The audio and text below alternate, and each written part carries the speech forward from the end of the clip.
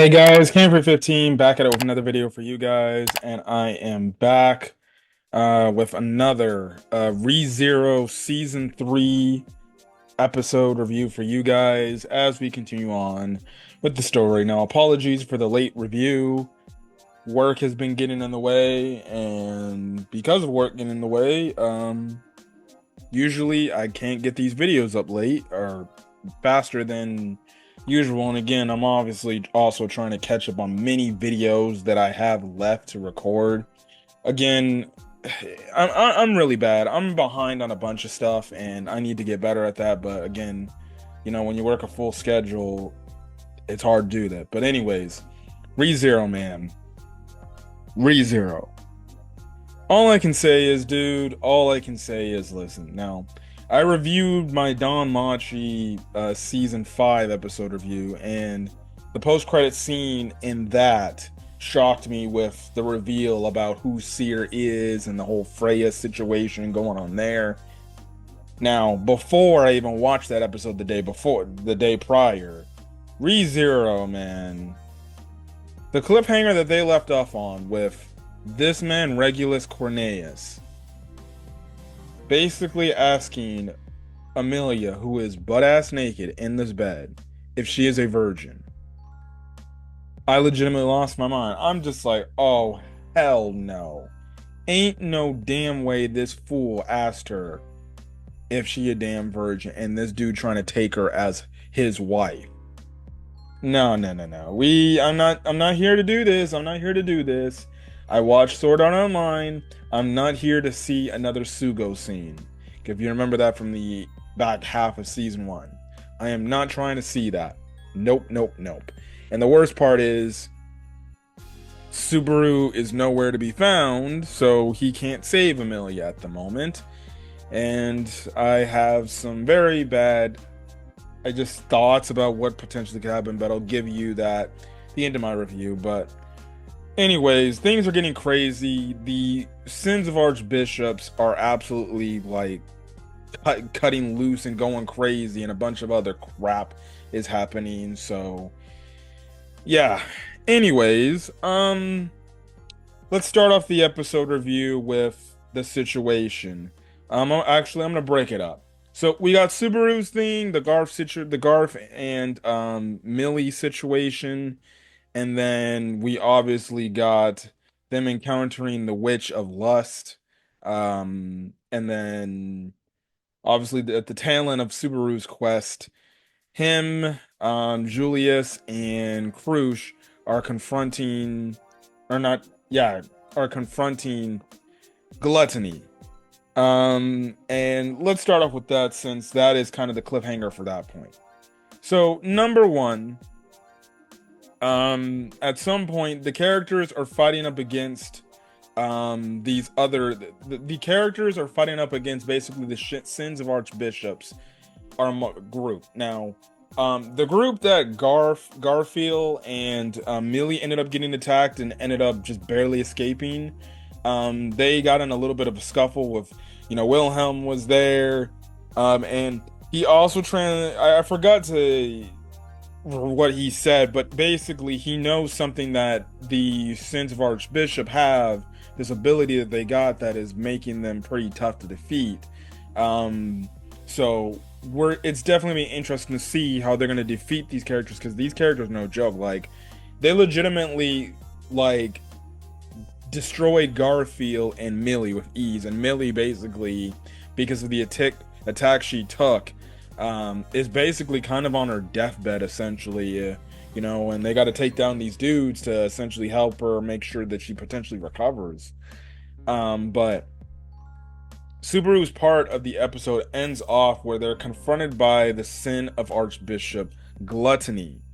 Now you get this interesting scene where and I'll talk about it also too, about Subaru's injuries and things like that. I did like it. I thought it was a little bit like cute and everything and adorable to this man, like from what people always say in the other reviews that I've watched, seeing Subaru literally princess carry Krush, because you don't expect to see Krush, a very strong-willed woman, essentially get Princess carried like that. Now, I don't know if that's gonna mean any sort of things for a potential, like maybe an angle that maybe Krush has some feelings for Subaru. We already know like Felix has some like feelings for Krush. I don't know. We'll see. But ever since like she did the whole I forgot my memory thing, she's kind of been like, let's just say this new like Krush personality has been kind of like, I won't say simping for Subaru, but you can kind of somewhat see like, okay, maybe she might be catching some feels for our boy. But I'm like, geez, Louise, if they come out of this and she starts simping, I'm gonna be like, whatever. But anyways, the son of our Bishop of Gluttony shows up and he's confronting Julius, Krush, and Subaru. Now, early in the episode, they make the mention to tell Subaru, like, hey, don't let the sin of Archbishop Gluttony, or don't, if he shows up, do not announce who your name is. Probably because if he knows your name, he's just gonna eat you, and then basically like make everybody forget about you. Now, it is gonna be interesting if Subaru does die to the sin of Archbishop, and like if he gets like his things, he gets like, I guess you can say his existence forgotten. It will probably only affect that timeline after he dies, more than likely. But we'll see. Who knows? Does he end up in a freaking almost coma, or a coma like what Rem is in? When we know Cruz, she just barely got out of that situation, but she still got like her personality, somewhat like taken, because early in the episode, even though her memory is forgotten about who she once was, she still has like, I guess the mindset of her battle hardened fighting mindset is still deep in there. So clearly something is, it's going to be interesting to see. It's going to be interesting to see. And look, this is a better time. And, you've had it where early in the episode, Julius had to actually calm down Subaru to be like, hey, look, man, I understand you're upset and everything about this dude, but we just, need to keep a level head. You need to stay focused.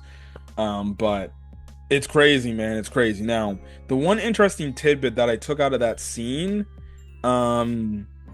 is the fact that, yes, that is the Sin Archbishop of Gluttony, but it seems like there's multiple of this dude. And the reason why I say that is because this guy, he gives a completely different name than the Sin of Archbishop dude we've known. So I don't know if they're the same person and he just makes clones of himself for the people's, I guess, memories he eats, and then he can like make another version of himself, or maybe this is just a completely different person that has still got the title of the Sin of Archbishop. Because if that's the case, there's multiple Sins of Archbishop of Gluttonies running around here. Well, then that's a freaking problem, because if he starts eating people, then he'll eat their memories. And we still don't even know what the hell happened with Otto, and they make the mention. Subaru makes the mention like, hey, do you know where the heck Otto is at? And they're like, we don't know where he's at or whatever. Now, the good thing they make the mention about Otto, because if his memories have been forgotten and his existence had been forgotten, the people would have forgot about who he was and who the hell Otto is. So my best case is he's probably a prisoner. He's probably captured. He might be dead, because we saw the Sin of the Gluttony guy. He ended up killing those people, and he saw that. So for all intents and purposes, Otto could be dead, or he might potentially be a prisoner. We'll see. But the fact that there is like another Sin of Archbishop of Gluttony, well, that means there's two of them. Now, it's going to be interesting to see if they defeat this guy. Does that bring back Krush and Rem's memories? Probably not. They probably actually have to defeat the god, the Sin of Archbishop of Gluttony, that actually did take Krush and Rem's memories, and everybody forgetting about Rem and everything. So it's gonna be interesting. And then also too, if he ends up getting defeated, like, is Rem just gonna wake back up and she's gonna be like, okay, everybody's gonna remember her again, and then blah blah blah blah blah blah. We don't know what's gonna happen. It's gonna be very interesting to see what happens, but who knows? But the fact that now it's time to take this guy down, we'll see. But I feel like so far we've gotten far enough into this run to where Subaru hasn't died. I feel like there's gonna be something that backfires and he's gonna end up getting killed. Which means he's gonna more than likely reset. And what I think he's gonna reset is he's probably gonna reset back in the freaking medical room after he was just taken back, and he's got his leg healed. And speaking of that, Subaru's going out there with a bum ass leg, and I figured that's what was gonna happen. So this man legitimately has a bum leg that he probably should not be walking on right now. He should be like sitting on that healing. But no, he's basically probably more than likely pushing their bait because on the Princess carry, he went up to like this upstream to follow Julius. And he lands on his freaking knee and he's like in the crouch position, and Cruz is like, "Hey, are you good?" And he's like, "Fine, I'm fine." And you can clearly see, like, okay, no, this dude's in pain, man. He is in pain. Which only gives him. This is probably the one time throughout this death run this is where he's at a clear-cut disadvantage because of that injury.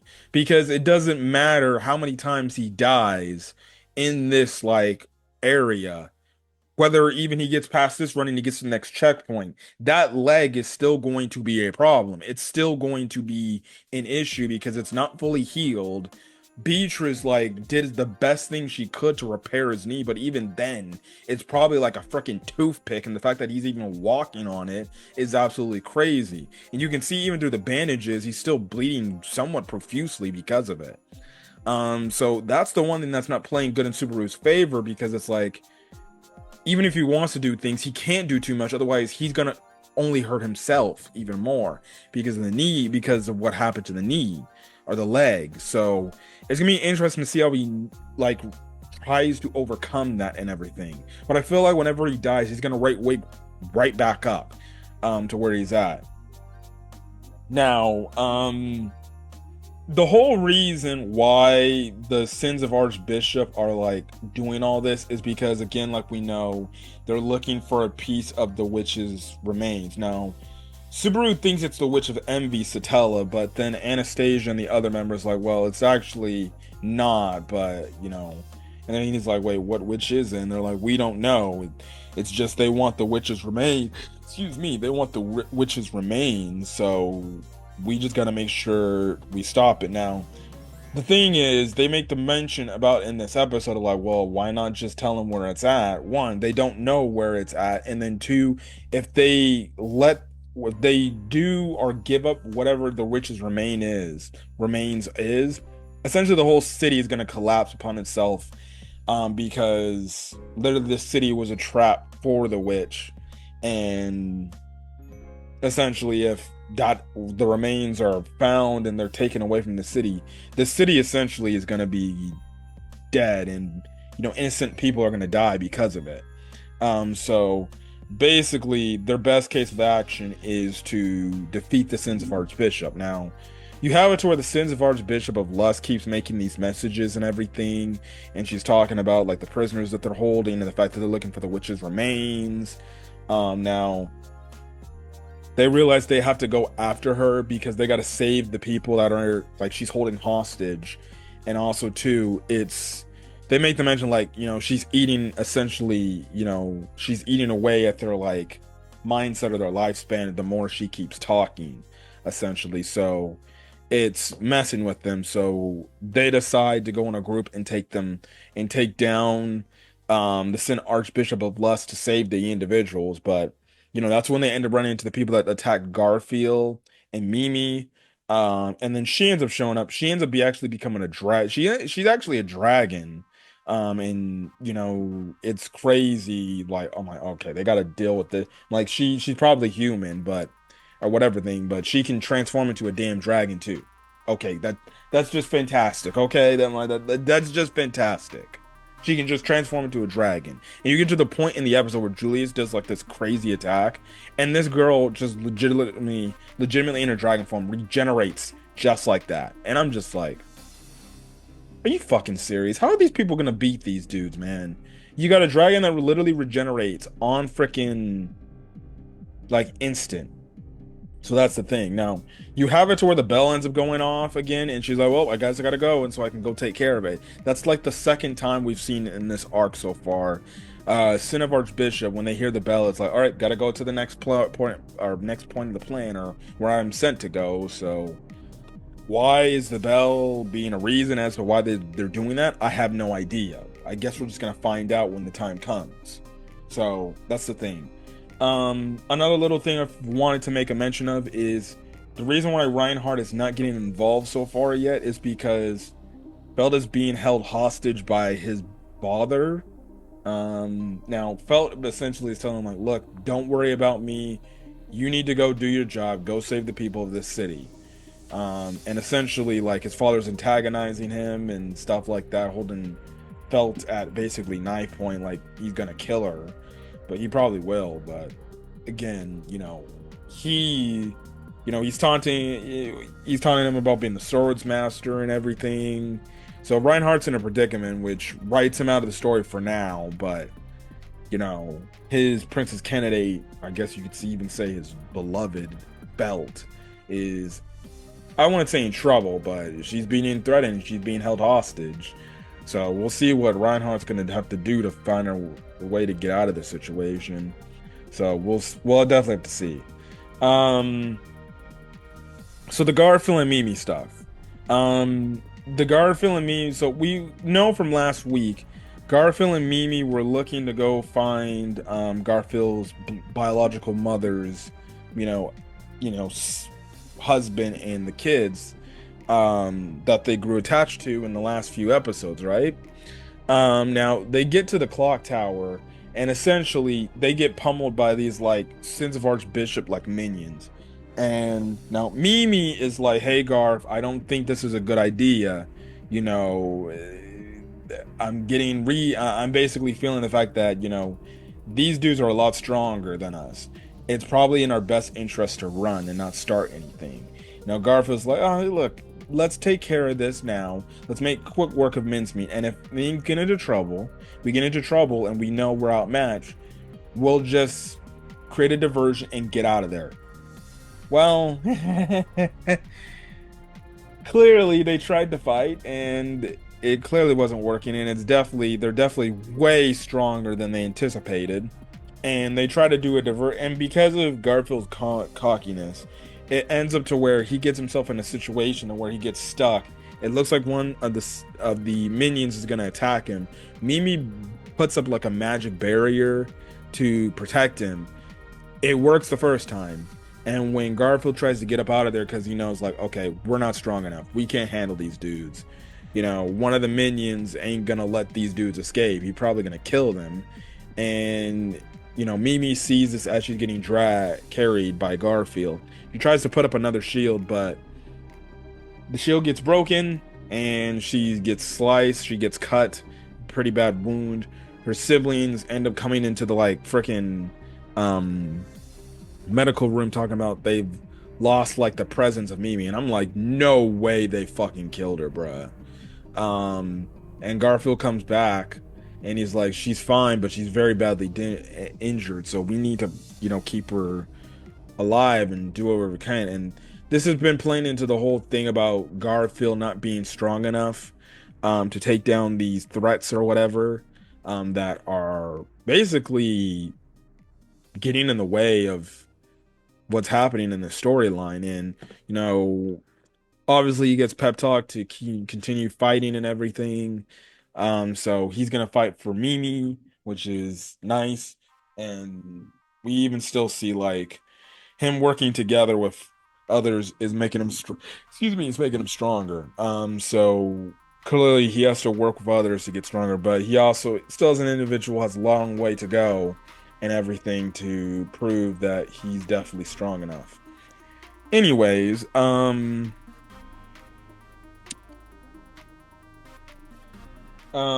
let's get to the Emilia stuff. Man, because that was the obviously cliffhanger part because I talked about everything else in this episode. The Garfield stuff this season is really damn good. It's just as good as the season 2's Garfield stuff. It's been interesting to see how his character grows going forward, and we'll see. I also hope Mimi pulls through because I don't want to see her die. She's just adorable. All right.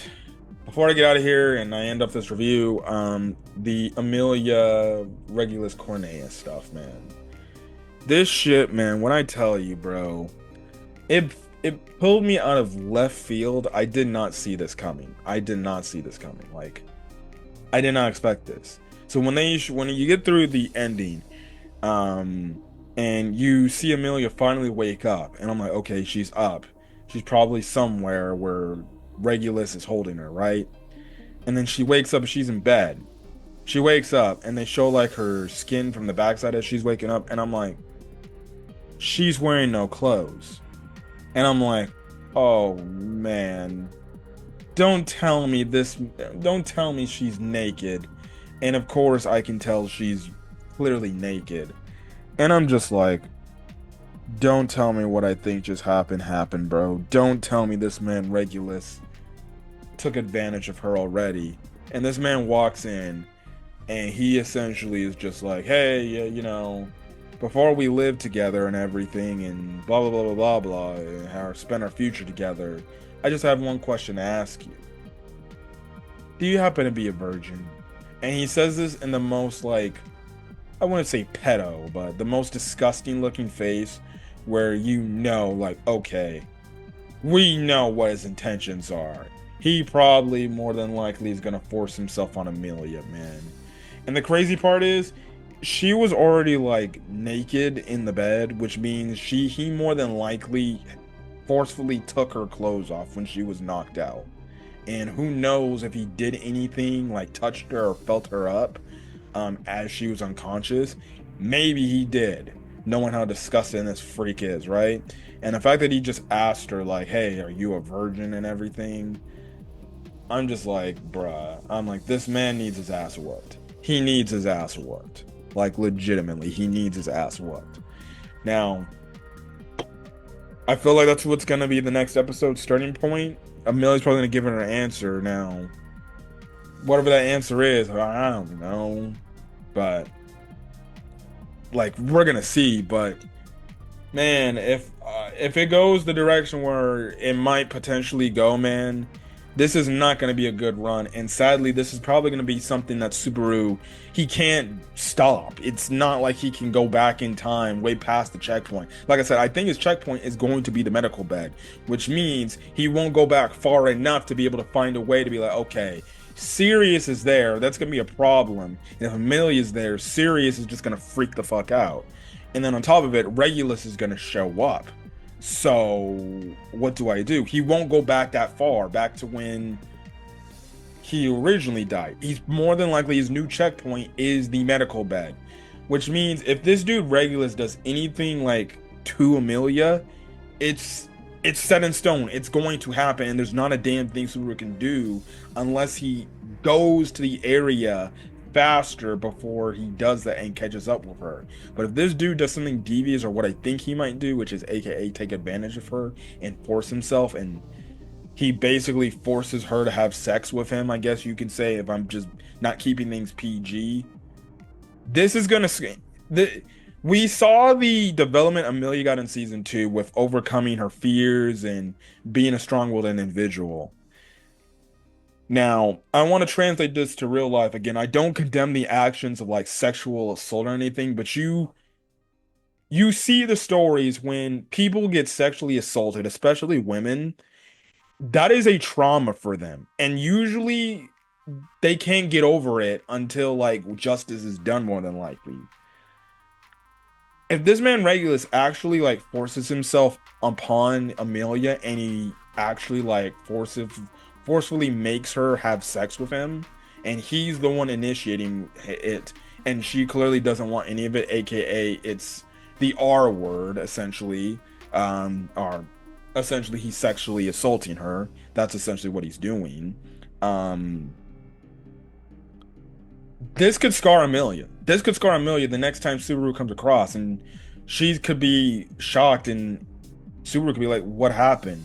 And then she could be like, this is what happened. He did this and that. And for all intents and purposes, she could be broken because of this. Not broken completely, but this is something like in the back of her head where it's like there's a fear like there could be guys that just go after her for her body and everything. And we know Subaru isn't gonna be like that, but the people who get sexually assaulted, let's just be honest, like it's a trauma for them to get over, and usually they just never get over it because it's that traumatic for them, because it's being done to them against their will, and they have nothing to do to stop it, and they're basically being assaulted because of that. And I really hope, man, that doesn't happen. And I really hope like this man is like, well, that's great, that's great. In about a few hours, we're gonna do something. We're gonna consummate the marriage, huh? Um, or he maybe will blow it off and be like, great, you're gonna be a great wife for me. I don't know. But I really hope it's not going to go the direction I'm not going to go. And I really hope that they don't start the episode off. And then, what is it? They start the episode off with that. She probably gives him the answer. And next, we cut over to Subaru and see the situation that's going on there.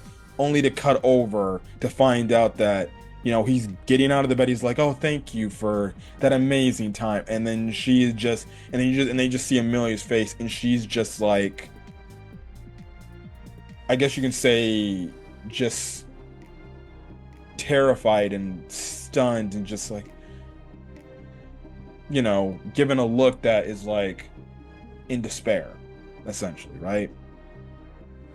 So we'll see. We'll see where it goes. I really hope it doesn't happen because Emilia is must protect energy, man. She is must protect. And if anything happens to her, man, I might fucking lose it. But anyways, I'm gonna get out of here. If you guys like the video, leave a like, put in the comment section your thoughts. Hit that subscribe button if you want to get more ReZero content. Again, apologies for getting this review out later than usual, but life, right? But till then, guys, I'm gonna get out of here. Till then, guys, peace.